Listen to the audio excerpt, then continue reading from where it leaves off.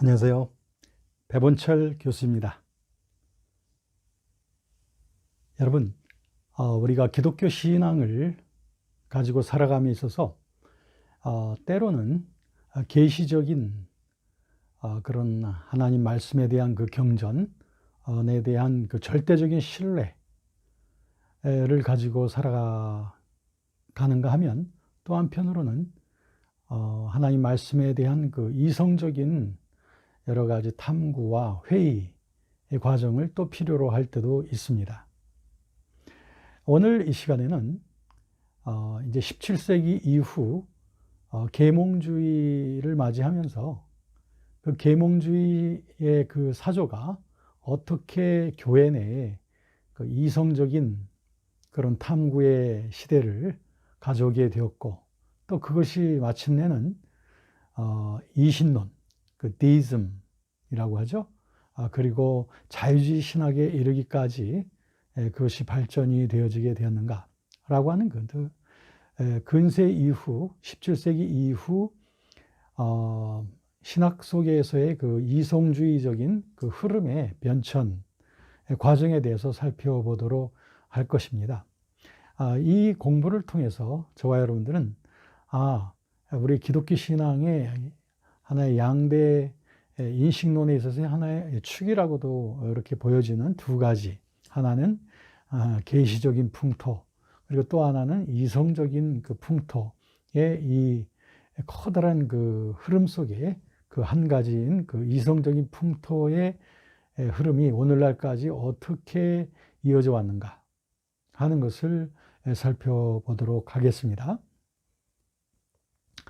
먼저 우리가 그 17세기 그 이전으로 좀 올라가서 우리가 그 신앙에 있어서, 기독교 신앙에 있어서 이런 그 이성적인 기능을 활용하는 이러한 그와 같은 운동들이 처음 시작되었던 때는 언제였을까? 여기서부터 우리 한번 시작을 해보겠습니다.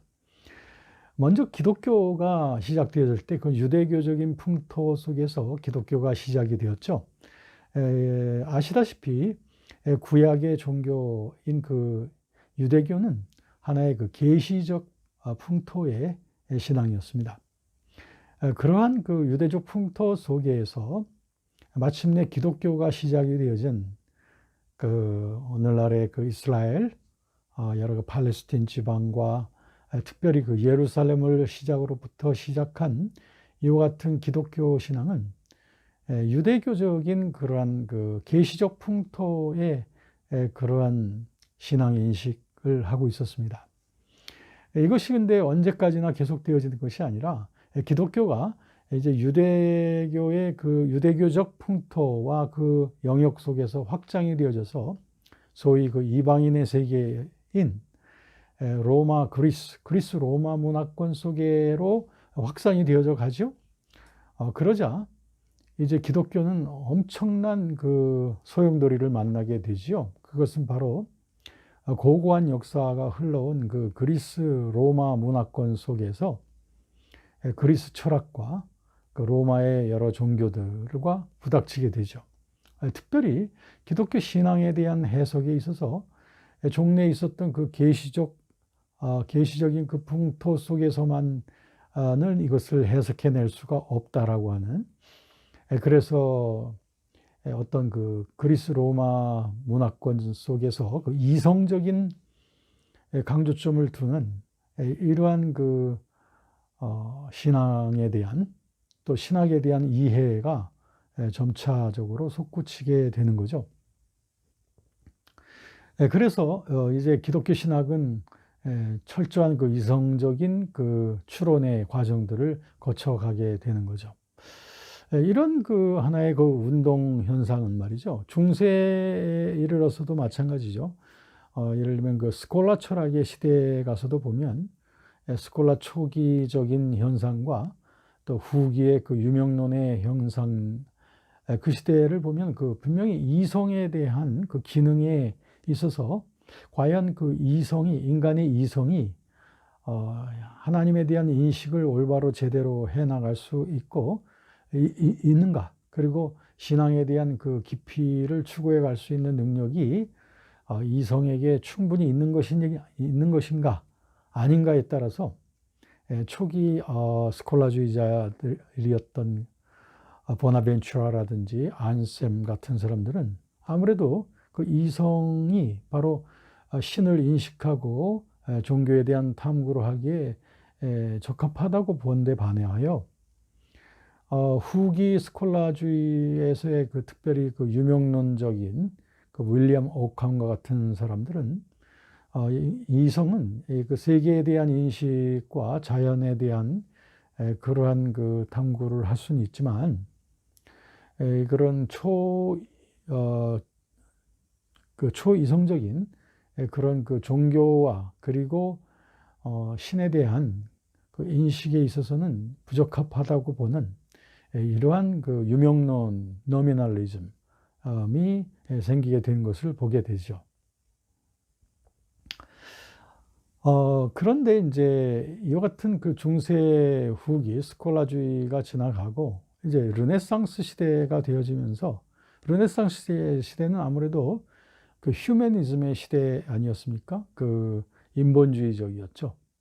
그러다 보니까 인간의 이성의 능력을 상당히 강조하는 그러한 운동이 그 르네상스 운동이었죠. 그 인간 이성에 대한 강조를 하다 보니 그것을 가지고 교황의 존재주의를 또 비판할 수도 있었던 것이었죠. 그런데 이제 이와 같은 그 르네상스의 영향이 그 이후 16세기 종교개혁에까지 그 이성의 능력의 영향이 계속 영향을 미치게 되느냐면은 그렇지 못하고 종교개혁자들은 또한 그 성경에 대한 그 계시적인 인식 방법론을 상당히 존중을 했던 거죠. 그것은 어찌 보면 종교개혁자들은 대부분 그 윌리엄 오캄의 제자이기도 했기 때문이죠. 네, 그래서 이와 같은 그 하나님의 인식에 대한 종교 신앙에 대한 그 인식은 이성의 능력으로서는 무능하다. 그렇기 때문에 계시적인 그런 도움을 받아야만 한다는 거죠. 그래서 종교개혁자들이 그 믿었던 그 계시라고 하는 것은 성경이었습니다. 성경 그대로 우리가 연구함을 통해서 그 속에서 울려 퍼지는 그 하나님의 음성을 가지고 우리들은 계시에 접근할 수 있다고 본 것이 종교개혁자들이었죠. 물론 종교개혁 시대 때에도 뭐 에라스무스와 같은 사람들은 뭐 인문주의의 왕자라고 하는 그런 별명도 붙을 정도로 그는 같은 시대였지만 그 이성의 능력을 굉장히 찬양했던 그런 학자였던 것을 또 보게 되죠.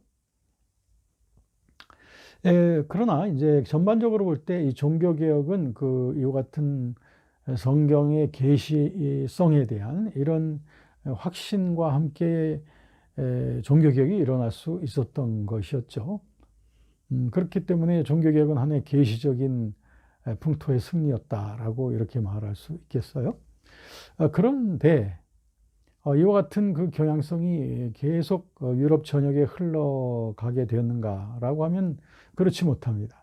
이제 17세기로 접어들어 가면서 루터 교회에서는 하나의 그 종교개혁에 뜨거웠던 그 정열적인 그런 열풍들이 점점 식어져 가면서 교계 내에는 이 교리적인 논쟁들이 많이 일어나게 되죠. 그랬을 때 이제 많은 사람들은 거기에 대한 그 불만을 품게 되었습니다. 생명력이 없는 그 교회, 그리고 교리 논쟁으로 일삼는 교회에 대한 그런 불만, 이런 것들이 많이 있었던 거죠. 그런데다가 거기에 대한 하나의 그 반동 운동이 이미 그 종교개혁 이전에 14, 15세기 때 있었던 그 르네상스의 그 인본주의적이고 이성주의적인 그러한 경향성이 16세기 동안에는 그 가톨릭과 개신교와의 그 종교 전쟁 속에서 고개를 들지 못하다가 이제 유럽 전역이 하나의 개신교 국가와 가톨릭 국가로 나눠지게 되어지자 그 종교개혁 이전에 있었던 그와 같은 르네상스의 그 이성주의적 운동이 다시 고개를 들기 시작하는 거죠. 자, 이렇게 해서 이제 17세기는 이성에 대한 그 탐구의 시대로 이제 접어 들어가게 되는 것이었습니다. 그래서 이제 그 17세기가 되면서 인간의 이성에 대한 찬양, 인간의 이성의 능력에 대한 신념, 이런 것들이 이제 점차 짙어져 가게 되는 것을 보게 됩니다.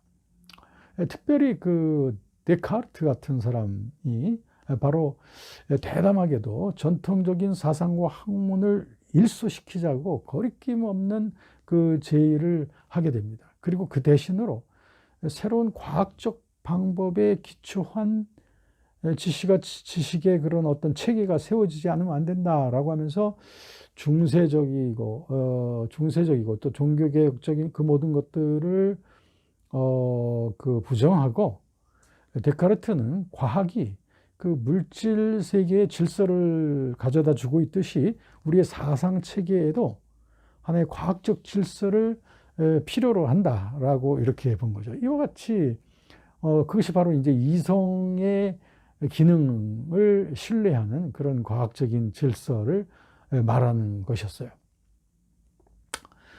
그래서 이와 같은 그 데카르트 이후에 또 블레이즈 파스칼 같은 사람, 이런 것은, 이 사람은 이제 데카르트하고는 좀 다른 노선이죠. 데카르트가 그 인간의 이성을 상당히 존중했지만 파스칼 같은 경우는 데카르트적인 세계의 그 냉정한 완전성을 거부합니다. 그래서 파스칼에 의하면 데카르트는 감각이나 감정 그리고 사랑을 배제한 이성을 말하고 있다고 파스칼은 상당히 지적하고 있죠. 그래서 그것만으로 충분하지 않다고 봅니다. 파스칼이 뭐 이성의 기능을 부정했다라기보다는 그것만으로는 충분하지 않다. 왜? 논리와 질서만을 중시하는 그 데카르트의 그 숨막히는 그런 의식 세계로는 해결하지 못할 많은 문제들이 있다고 본 것이 바로 파스칼이었죠. 자, 이와 같은 그 이제 의식의 혁명이 서서히 일어나고 있었던 거죠. 그런가 하면은 특별히 이제 17세기는 아무래도 이제 15, 16세기서부터 시작되어진 그런 탐험의 시대. 그러니까는 서구 열강들이 이제 여러 다른 대륙들을 탐험해서 새로운 발견들을 가져오던 그런 때였습니다. 그래서 중국이라든지 인도라든지 이런 곳에 아주 고고한 그 발전된 문명과 그리고 종교 문화, 이런 것들에 대해서 이제 점차적으로 알려지던 그런 때였습니다. 특별히 중국 문명과 종교는 유럽인들에게 상당히 그 인상적이고 매력적으로 보여지고 있었던 것입니다. 특히 그 17세기 이후의 선교사들은 여러 다른 대륙에서부터 새롭게 얻은 그 여러 가지 정보들을 유럽 교계 내에 소개하고 있었던 거죠. 그러다 보니까 이제 17세기 때는 기독교 외의 그 다른 대륙의 타 종교들, 예를 들면 유교, 도교, 또 불교라든지 힌두교, 이와 같은 그 종교들에 대한 매력 과 거기에 대한 관심을 가지고 연구하는 학자들이 많이 생기게 되었죠. 그래서 독일의 철학자인 그 크리스찬 볼프 같은 사람은 그 기독교보다도 공자의, 유교의 그 공자의 지혜가 오히려 기독교 가르침보다도 더 뛰어나다, 이런 얘기를 해가지고 아주 큰 소동이 벌어지기도 했습니다. 프랑스에서도 이제 볼테르 같은 사람이 중국의 고대 문화와 관용의 정치, 이런 것들을 굉장히 존중하면서 그의 철학을 펼쳐냈던 것을 보게 되는 것입니다. 자, 이렇게 해서 이제 점차적으로 젖어 들어오는 것이 바로 계몽주의가 되겠습니다. 계몽주의, enlightenment, 깨운다는 거죠. 우리의 의식을 꿈에서부터 깨운다. 그러니까는 계몽주의라고 하고 이렇게 번역이 되어졌는데, 이것은 이제 중세시대 때 잠자고 있던 그런 인간의 의식을 이성으로서 깨운다고 하는 것, 이게 바로 이제 계몽주의 아니겠습니까? 아까 말씀드렸듯이 이 계몽주의의 그 어떤 그 유래는 이미 14, 15세기 때 그 르네상스 시대에서도 이미 찾아볼 수 있었죠. 왜냐하면 르네상스 시대 때 보면은 옛날 그 고전에 대한 연구들을 많이 하죠. 그래가지고 중세 기독교에 대한 비판적인 태도들, 이런 것들, 그리고 내세보다도 또 현실 세계에 대한 관심, 이런 것, 인간 본연의 자유에 대한 연구, 이런 것들이 바로 르네상스 시대 때의 주요 탐구의 영역들 아니었겠습니까? 그러다 보니까 이제 가톨릭 교회가 르네상스의 그런 학문적인 그런 잣대에 의해서 많이 비판을 받게 되는 것을 보게 되죠. 이와 같은 그 계몽주의 사상이 프랑스에서도 그렇지만 유럽 전역에서 이제 점차적으로 확산되어져 가는 것을 보게 됩니다. 계몽주의는 한마디로 이성주의 시대라고 이렇게 말할 수 있겠죠. 그래서 17세기 이후 유럽에는 이와 같은 이성에 의한 새로운 정신적인 권위를 강조하는, 이건 뭐 교권주의하고는 아주 굉장히 대치되는 것이죠. 그래서 가톨릭의 교권주의는 물론이거니와 개신교 내에서도 개신교 정통주의에 대하여 상당히 리액트하는, 반동하는 이런 계몽주의 사상들이 그 당시 철학계에 풍미했을 뿐 아니라 이런 영향이 이제 교회에도 당연히 영향을 미치게 되지요. 이 당시에는 이런 인간의 이성의 기능과 과학을 연구할 만한 그럴듯한 그 이유가 있었습니다. 왜냐하면 성경과 그 교회의 교리가 하나님의 말씀에 대한 지식을 주듯이 자연에 대한 그 질서, 자연에 대한 연구는 하나님의 그 조화와 질서에 대한 지식을 주는 건데, 그것이 바로 이제 이성을 통해서 가능하다고 보는, 그렇기 때문에 이것은 하나의 과학적 합리주의라고도 일컬을 수가 있는데요. 특별히 그 프란시스코파의 그 베이컨 같은 사람이 13세기에 벌써 이런 연구 방법을 제시한 적이 있었는데, 이런 것들이 이제 하나의 보편화 되어져 가는 것을 봅니다. 그렇기 때문에 이제는 그들은 하나님의 뜻과 진리를 알아가는 확실한 방법은 어떤 계시적 종교의 그런 패턴을 통해서가 아니라 과학을 통해서이고, 그리고 교리나 어떤 계시를 통해서가 아니라 이성적인 어떤 관찰과 실험을 통한 이런 방법이어야 한다고 사람들이 보게 되었던 거죠. 이것이 이제 계몽주의의 커다란 그 특색이고, 이런 특색이 교계 내에도 크게 영향을 미쳐오게 되는 거죠.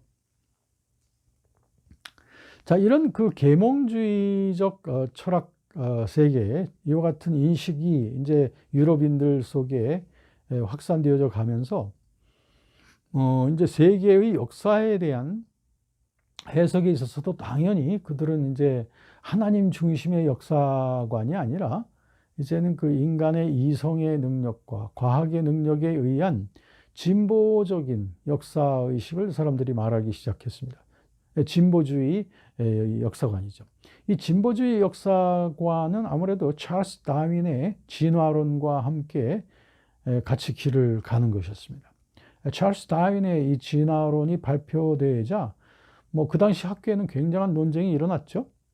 특별히 그 신학자와 기독교인들은 찰스 다윈의 이론을 접하고는 굉장히 경노하게 되었고요. 그것은 마치 인간에 대한 모욕이라고 간주하고요. 종교 자체를 또 거부하는 그런 아주 불순한 것이라고 이렇게 비판을 하게 되었죠. 그러나 이 다윈의 이론은 단지 생물학계나 이런 것뿐 아니라 여러 여러 전반에 걸쳐서 이 진화론적인 이론은 그 설득력을 가지고 이렇게 적용되어져 가게 됩니다. 그러다 보니까 과학 일반뿐 아니라 그 역사의식에도 이와 같은 진화론적인 역사의식이 또 설득력을 가져오게 되더라 이 말이죠. 그래서 여태까지 중세 시대 이후 이제 종교교까지의 역사 의식 속에는 그래도 그 하나님 중심의 역사 의식이 있었죠. 하나님이 그 세계 역사를 이끌어가는 그 주체라고 하는. 그런데 이와 같은 그 주체가 역사 주권의 그 주체가 계몽주의 전까지는 크게 변한 것이 없었어요. 근데 이제 계몽주의로 인하여서 이제 이것이 역사 의식이 바뀌면서 이제는 인간의 이성과 과학이 역사를 이끌어간다라고 보면서 이것이 하나의 진보주의 역사관이 되겠습니다. 그 당시 그래서 17세기 이후에 이 진보라고 하는 진보, progressive, 진보라고 하는 것이 하나의 진화론적인 또 개념 아니겠습니까? 그래서 역사 의식에서도 이와 같은 진화론적인 진보주의 역사관이 대두되어지게 되었죠. 그 이후에 17세기 이후 이와 같은 그래서 역사 의식 속에는 이런 인간 이성 중심의 역사 의식에서 지금 크게 바뀌지 않고 있는 것을 보게 됩니다. 물론 우리 크리스천들의 역사 의식 속에는 그 하나님이 우리 그 인류와 세계와 교회뿐 아니라 우리 개개인의 삶의 역사의 주체가 되신다고 하는 그런 신앙 고백이 있지만, 그러나 일반인들에게 그게 통용되진 못하고 있잖아요. 그것이 이제 바로 17세기 이후 이 계몽주의 이후에 그런 하나의 역사의식의 변화다, 이렇게 말씀을 드릴 수 있겠죠. 자, 그러면 이와 같은 그 계몽주의가 이제 그 정통 기독교하고 이제 부닥치게 되지 않습니까? 임마누엘 칸트가 말했듯이 계몽이라고 하는 것은 인간의 미성숙으로부터의 그 탈출이다. 인간의 무지와 잠자는 꿈꾸고 있는 상태로부터의 탈출이다 이거죠. 그래서 그 계몽을 일으키는 그 주체가 바로 인간의 이성이라고 보는 거죠. 그래서 과학적인 방법으로 자기의 본질과 자연의 질서를 이해하고 연구해야 된다. 이런 것이었죠. 이와 같은 그 칸트와 같은 이와 같은 그 인식론 이전에도 예를 들면은 그 존 로크 같은 사람, 이런 사람들도 역시 이런 계몽주의적 이런 사고를 펼쳐냈던 것을 보게 되는 것이죠. 어쨌든 인간은 이전보다 더 많이 이제 세계를 더 알게 되었죠. 다른 지역에 대한 알지 못하던 지역의 문명, 정보, 종교 이런 것들을 알게 되고, 이제는 내가 갖고 있는 종교 외에도 다소간의 그 어떤 진리가 타 종교에도 있을 수 있다라고 생각하는, 오늘날의 그 종교다원주의와 연결이 되어지는 이러한 그 종교 상대주의가 이제 점점 일어나게 되죠. 전에 몰랐을 때에는 타 종교를 배타하고 무시하고 있었지만, 이제는 상당한 그 경외감을 가지고 타 종교의 역사와 문화와 그들의 의식을 바라보게 되더라 이거죠.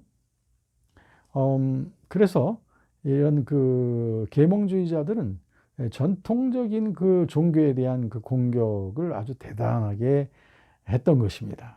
그런데 이제 전통적인 종교에서 이것을 효과적으로 방어할 수가 없었죠. 왜냐하면 그 개신교 정통주의 내에서 일어나는 여러 교리 논쟁과 교파 싸움이라든지 교권주의의 그 폐해라든지 이런 것들로 인해서 이런 계몽주의의 그 이성주의적 공격에 대해서 이걸 합리적으로 이것을 답변하고 항거할 그런 힘이 그 교회 내에 없었던 것이다, 이렇게 말씀드릴 수 있겠습니다. 그 임마누엘 칸트가 매우 중요한 사람인데, 그 임마누엘 칸트는 그 라이프니츠의 생각하고 마찬가지로 인간의 마음에는 외부로부터 들어오는 것에 대하여 어떤 특정한 그 형을 꾸며 주려고 하는 그 생리적인 성질이 있다. 그렇기 때문에 이 지식이라고 하는 것은 이 두 가지 요소, 즉 밖의 것과 우리 마음의 것이 서로 상호작용에 의하여 될 때, 그때 지식이라고 하는 마음의 산물이 이제 쌓여져 간다라고 하는 거죠. 그렇기 때문에 시간과 그 공간이라고 하는 것도 결국에는 객관적으로 실제하는 게 아니라 단간 우리들 마음의 주관의 어떤 한 형식에 불과하다. 이렇게 해서 완전한 그 의식 주관주의적으로 칸트는 이제 그 인간의 중심을 두고, 인간의 의식의 중심을 두고 이제 세계에 대한 관망이, 세계에 대한 관찰이 필요하다고 이렇게 칸트가 보게 된 거죠. 그런데 그 칸트 이후에는 칸트를 따르는 그 학파들에 있어서는 하나님의 존재를 증명한다는 것이 객관성이 결여된 무의미한 것으로 이제 여겨지게 되는 거죠. 이런, 그죠? 그렇기 때문에 이와 같은 칸트의 영향에 의하여 전에 이성으로 신을 증명하겠다고 하는 그 합리주의적 시도는 힘을 잃게 되죠. 그렇기 때문에 이것에 의해서 그 당시 일어나고 있던 그 이신론, 자연신론이라고도 말하죠. 디즘. 디즘은 사실 칸트 이후로 이제 힘을 잃어갑니다. 이 인간의 이성으로 이걸 다 증명해 낼 수 없다는 거죠. 종교와 그 신에 대한 영역을. 그래서 이제 칸트는 거기서 이제 그 이성의 기능이 그렇다고 끝난다고 보는 것은 아니죠. 칸트에게 있어서. 즉 신에 대한 관념을 이성으로는 증명하지 못하지만 마음속에는 확실하면서도 생내적인 어떤 도덕적 법칙이 있다라고 이렇게 주장을 하죠. 그래서 칸트는 그 이성과 의지의 관계를 그의 순수 이성과 실천 이성의 개념을 통해서 구분을 지어 놓게 됩니다. 그래서 종교라고 하는 것은 이런 그 순수 이성을 통해서가 아니라 실천 이성, 즉 우리 내에 내재하고 있는 도덕적 어떤 생내 기능, 이것을 이제 실천 이성의 기능이라고 보았지 않습니까? 그래서 이 실천 이성을 통해서 결국에는 신에 대한 인식과 종교적 인식에 이르를 수 있다라고 봄으로써 칸트는 결국에는 그 뭐랄까 인간 이성의 기능을, 인간 본연의 그 기능을 강조하면서, 그러나 이제 순수 이성의 영역과 실천 이성의 영역을 구분함으로써 형이상학적인 종교적인 영역들은 도덕적 법칙인 그 실천 이성에 의해서 되어질 수 있다. 이렇게 구분을 했던 것이 칸트의 하나의 그 순수 이성 비판의 그러한 내용이 되겠습니다. 바로 이 점에 있어서 이제 그 신학자 슐라이마허가 이제 칸트의 뒤를 이어가면서 이제 그 칸트가 이제 실천 이성을 통해서 도덕적 생내 법칙을 통해서 그 하나님에 대한 인식을 볼 수 있다라고 보는 것을 이제 슐라이마허는 그 부분에 있어서 이제 칸트를 이용을 하는 것을 이제 잠시 후에 좀 말씀을 드리도록 할게요. 자, 이제 한편 이런 그 계몽주의의 그 영향은 결국에 그 교회 내에 인간의 이성을 중심으로 하는 그 신학의 풍토를 만들어져 가고 있었으니 이걸 갖다가 바로 이신론이라고 말합니다. 자연신론이라고 말씀드린다고 했죠. 디즘이라고 합니다. 그러니까는 이성적으로 신학과 신앙에 대한 것을 체계화할 수 있다라고 보는 거죠. 그러니까 한편 이들은 이성적으로 도저히 납득할 수 없는 그러한 어떤 성서의 내용이라든지 기적 사건이라든지 이런 것들은 사실은 그들의 관심의 대상이 아니었습니다. 왜? 합리적이 아니니까 일고의 가치가 없다라고 보는 것이었습니다. 그래서 이제 17세기에는 이런 이신론의 풍토가 교회 강단을 그 경건성들을 상당히 마비시켜 놓고 또 초자연주의를 상당히 조소하는 이런 경향들이 이제 이신론에 의해서 많이 일어나게 되는 것을 보게 됩니다. 특별히 그 이신론자 중에 캔터베리의 대주교였던 그 존 틸러슨 같은 사람의 예를 들 수 있습니다. 그는 이성 자체가 거룩한 진리를 다 탐구해낼 수 있다고 봤어요. 그래서 성경을 읽을 때 그렇기 때문에 이성적인 기능으로 활용해서 성경을 읽어라. 그리고 성경의 내용보다는 사실은 자연 속에 나타난 어떤 자연계시라고 해야 될까요? 자연계 속에 나타난 그 질서들과 윤리 이런 것들이 더 중시되어져야 한다라고 이렇게 주장을 했습니다. 또 뭐 아까 제가 잠깐 언급했던 존 럭크 같은 경우도 뭐 기독교가 진리라는 걸 부정은 안 했어요. 그러나 그는 말하기를 대부분 그 기독교의 교리들 이런 것들은 다 미신적인 것으로 보았고요. 성직자들의 하나의 발명품이라고 이렇게 냉소를 했던 것입니다. 특별히 그 기적에 대한 성경에 나타난 그 기적에 대한 것들을 상당히 비판을 많이 했던 것을 보게 되죠. 왜? 이성적이지 못하니까. 그 다음에 성경의 그 기적 사건에 대해서 좀 더 신랄한 그 비판을 했던 사람은 영국의 신학자였던 토마스 울스턴이라고 하는 사람입니다. 그 사람도 여러 성경의 그 기적에 관련되어진 그 논문들을 많이 썼는데요. 주로 이제 1700년대 초에 이런 작업들을 많이 했습니다. 1720년대 초에 많이 했는데요. 이와 같은 그 토마스 울스턴은 존 로크보다도 훨씬 더 강렬하게 비판을 하면서 성경의 기적들을 부정합니다. 왜 그렇죠? 그거는 이제 이런 이성주의적인 척도로서 성경을 보니까. 그리고 성경에 나타난 기적, 잘못된 거짓된 기적 중에서도 가장 커다란 게 그리스도의 부활에 대한 기적이다. 이거는 아주 모든 인간들이 지금까지 속아온 가장 나쁜 사기였다. 이렇게 말을 했던 거예요. 네. 이와 같은 그 여러 신학자들이 앞을 다투어서 이런 성경의 기적과 기독교의 그 교리들을 미신적이라고 이렇게 비판을 하게 된 거죠.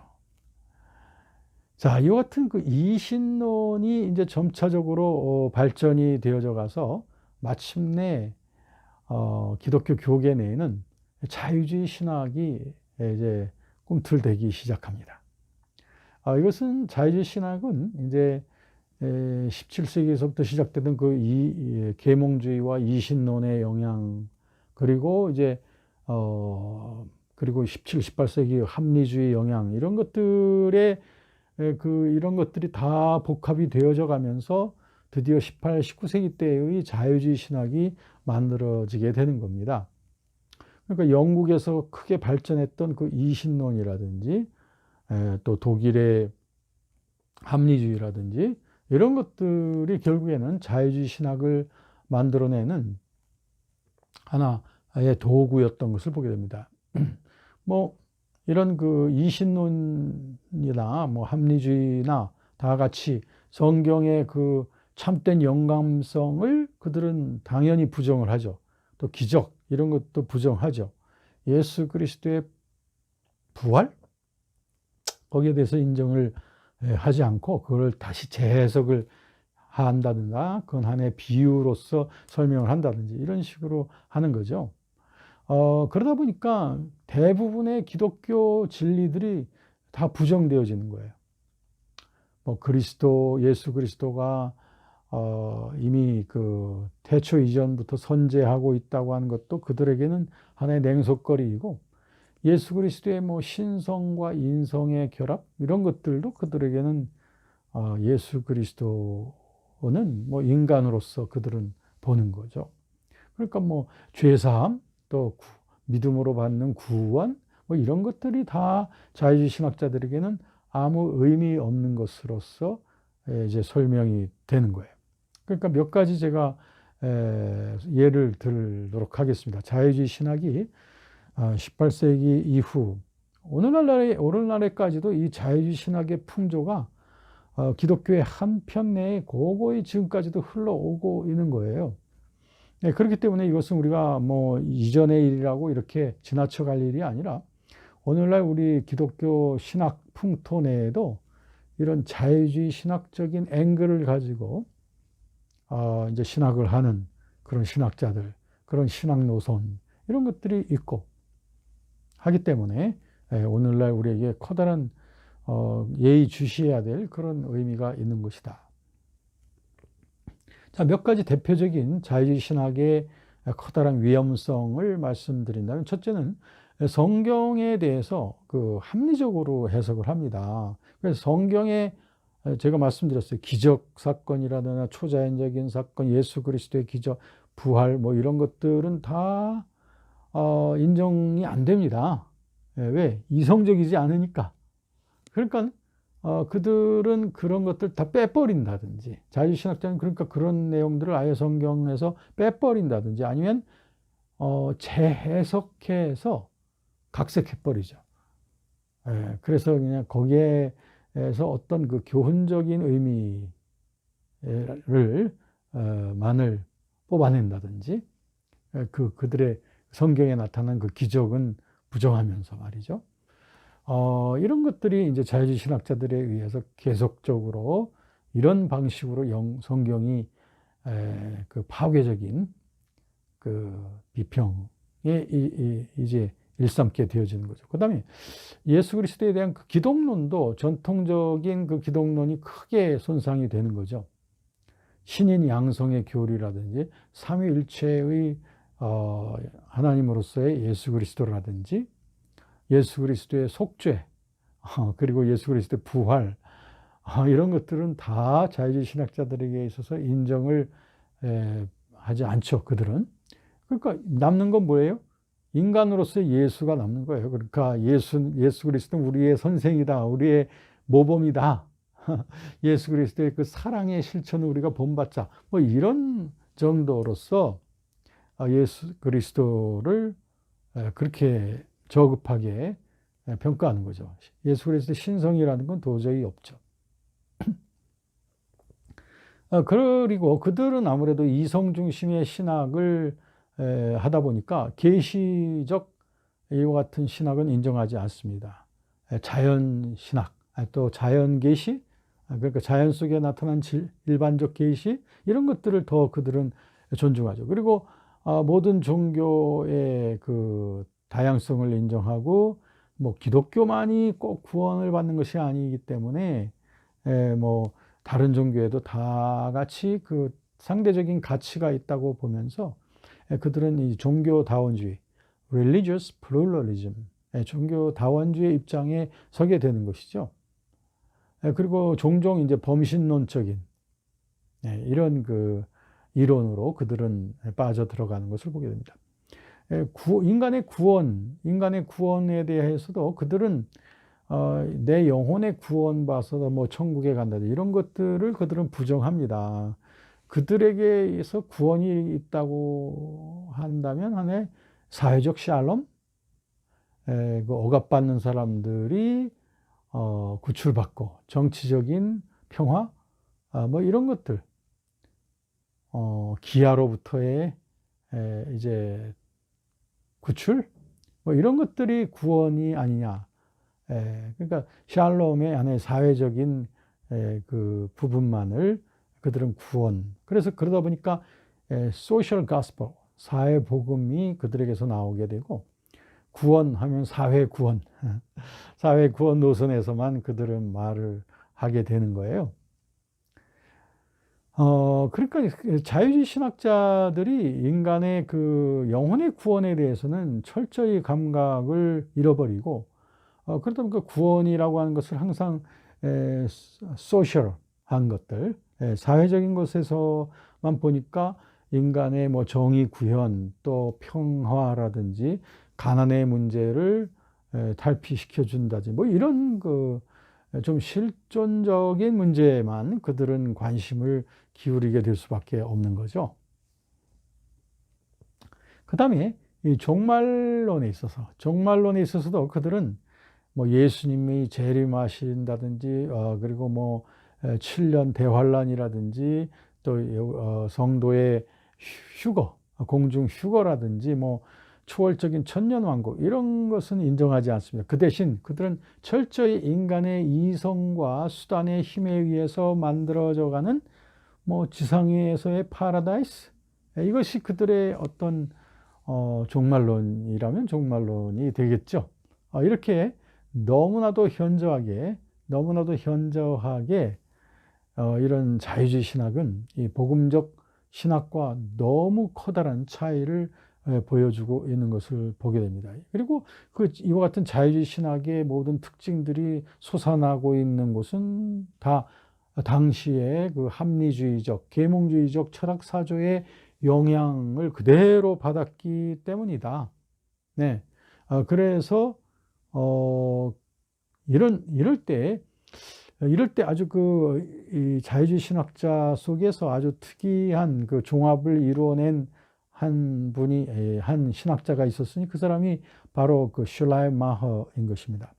이 슐라이마허는 아까 제가 말씀드렸죠. 임마누엘 칸트의 영향을 많이 받았다고 했죠. 그래서 임마누엘 칸트의 특히 그 실천 이성의 그 내용을 슐라이마허는 상당히 주목을 했던 겁니다. 그래서 이 슐라이마허는 오늘날 그 현대 신학의 아버지라고 하는 이런 거창한 별명까지 얻게 된 분인데 말이죠. 슐라이마허가 활동하던 그 독일, 당시에 그 베를린 이런 데서는 계몽주의의 아주 중심지였고요. 그리고 아주 낭만주의적인 풍조가 아주 만연했던 그런 곳이었죠. 그래서 독일의 루터 교회 내에서 계속되었던 그 상당히 그 답답한 개신교 정통주의에 강렬하게 반동해서 일어난 것이 아까 계몽주의라고 말씀드렸지 않습니까? 그래서 이 계몽주의에서는 타율적이고 즉 계시적이고 초자연적인 영역은 철저히 제거해버리고 그래서 그 중에서 칸트가 말했던 그 실천 이성 영역만을 존중했던 거예요. 그게 바로 이제 도덕적 영역이라고도 할 수 있겠죠. 또는 직관적 영역이라고 할 수 있겠죠. 이렇게 해서 슐라이마허는 한편으로는 임마누엘 칸트의 그 실천 이성에 대한 이론과 또 한편으로는 그 17세기의 그 경건주의 운동의 또 영향을 같이 받으면서 어떻게 보면 슐라이마허 속에는 그 하나님을 향한 그 경건성을 추구해 갈 수 있는 유일한 기능은 바로 인간 속에 내재되어져 있는 신에 대한 절대 의존 감정이다. 이렇게 풀어가기 시작합니다. 칸트가 그걸 하나의 실천 이성이라고 표현했던 것처럼 슐라이마허는 그것을 자신의 말로써 하나의 신에 대한 절대 의존 감정, the absolute dependent feeling, 신에 대한 이것이 종교라고 본 거예요. 이것이 신앙이라고 본 거예요. 좀 설명이 필요하죠. 말하자면 참된 종교성이란 무엇이냐? 이게 무슨 종교를 뭐 믿든 안 믿든 간에 인간이 어떤 특정한 그 대상에 대하여 절대적인 신뢰감을 갖게 될 때, 그게 바로 절대 의존 감정이라는 거예요. 그것이 바로 종교라고 본 거예요. 슐라이마허의 역작인 그 기독교 신앙, Der Christliche Glaube, 그 책에서 그는 종교라고 하는 것은 사유하는 것만도 아니고 행위만도 아니다. 이 사유와 행위가 서로 분립되지 않은 상태에 놓인 직관이고 깊은 감정, absolute dependence feeling, 아주 절대 의존 감정, 그것이 바로 신에 대한 의식을 가져오는데, 그렇기 때문에 그러면 신에 대한 의식을 절대 의존 감정을 통해서 갖게 되고, 그런가 하면 또 한편 인간의 자아 의식이 있는데, 그렇다면 거기에는 하나의 갭이 생긴다는 거죠. 그 갭이 생기는데 거기에서 신의 존엄성과 인간의 무능함, 연약성이 서로 대조되어지는 그 갭 속에 죄라는 관념이 생기게 된다. 그러니까 이건 전통적인 또는 복음적인 그 죄의 관념하고는 전혀 다르게 이런 어떤 신에 대한 그 절대 의존 감정으로부터 소외되어진, 떨어져 있는 그런 의식 자체가 죄라고 보는 거죠. 그러니까 그럼 이런 죄를 극복한다는 건 그럼 뭐냐? 그거는 이런 그 분리되어진, 소외되어진 그 의식으로부터 자꾸 신 중심의 의식으로 옮겨져 가서 마침내 내 안에 신이 있고 내가 곧 신이다 라고 하는 이런 어떤 범신론적인 의미에서의 이런 그 합일의 의식을 갖게 되는 것, 그것이 이제 구원의 정점이라고 보는 거죠. 이건 굉장히 범신론적인 거예요. 그러니까 뭐 불교든 힌두교든 또 아니면 종교가 아니든 간에 사람들에게는 그런 절대 의존 감정이 있다. 그러니까 종교성이 다 있다 이거예요. 그렇기 때문에 누구든지 그 종교성은 똑같은 종교라고 보는 거죠. 뭐 어떤 종교를 믿든 간에 그 종교성 자체가 종교라고 보기 때문에 그 안에는 어떤 종교의 구분 같은 것은 존재하지 않는다.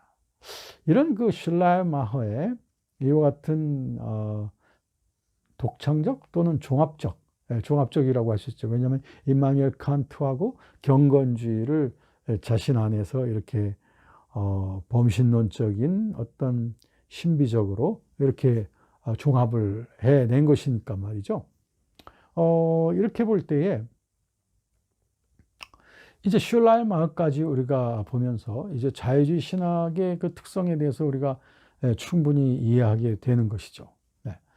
자, 그러면 제가 이 강의 초두에서 기독교가 처음 시작될 때에서부터 그리고 그리스 로마 문화권과 섞여 들어가고 나중에 중세 시대로 거쳐서 르네상스, 그 다음에 종교개혁, 그 다음에 17세기 이후에 그 계몽주의 이후에 그런 시대가 이제 흘러오면서 이성이라고 하는 그 배를 타고 종교성을 탐구해내는 이런 하나의 커다란 조류가 이제 형성되어져 온 것이다. 이렇게 말씀드릴 수 있습니다. 물론 제가 전제했듯이 이것이 흐름의 다가 아니죠. 우리 기독교 신앙에는 이런 이성적인 의 중심을 두는 그런 풍토와 사유, 그와 같은 흐름에 명백히 대항하는, 반대되어지는 계시적 풍토의 그런 흐름이 지금까지 아주 고고하게 흘러오고 있는 것을 우리가 부인할 수 없는 거죠. 그렇기 때문에 우리들은 지금 이제 기독교 신학계와 교계와 기독교 신앙 속에는 이와 같은 두 가지 커다란 축이 결국 오늘날에까지 도달하게 되었구나 하는 것을 보게 되는 거죠. 여러분, 오늘 이 강의를 통해서 여러분들은 인간의 이성에 대한 위치는, 인간의 이성의 기능은 이 종교성에 있어서 과연 어느 자리를 차지하고 있어야 되는 것인가 하는 것을 깊이 고민하게 됩니다.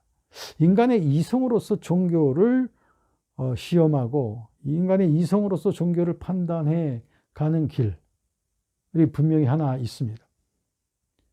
그런가 하면 또 하나 그와 전혀 다른 길 속에는 이 종교와 이성은 전혀 상관될 수 없다고 보는, 즉 인간의 이성의 기능으로는 절대로 그 종교성과 경건성의 신비를 추구해 갈 수 없다라고 보는 또 명백한 하나의 반이 또 존재하고 있는 것이죠.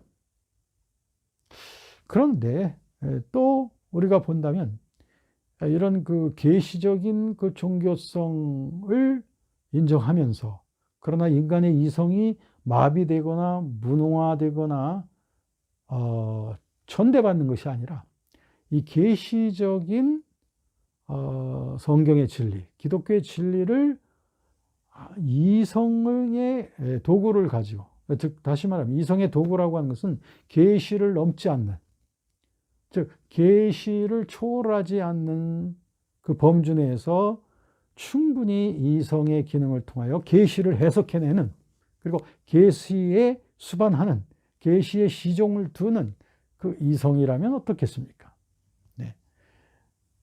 이제 여러분들은 앞으로의 강의에서 여러분들이 그 존 웨슬리, 18세기 존 웨슬리도 보시게 될 터인데, 과연 계시와 이성 간의 그 간격 또는 그 관계는 과연 어떻게 설정되어지는 것이 가장 바람직한 것인가에 대한 그런 그 고민을 또 존 웨슬리에게서도 보게 되는 것이고, 또 오늘날 현대 신학 속에서도 우리들은 이 정과 반과 그리고 합의 이 세 가지의 그 이성에 대한 이 세 가지의 서로 다른 길이 서로 겹쳐져 있거나 서로 교류되거나 서로 때로는 서로 맞서고 있는 우리 교회의 역사가 있다는 것을 우리가 살펴보게 되는 거죠. 네, 여러분 이 시간 경청해 주셔서 감사합니다. 고맙습니다.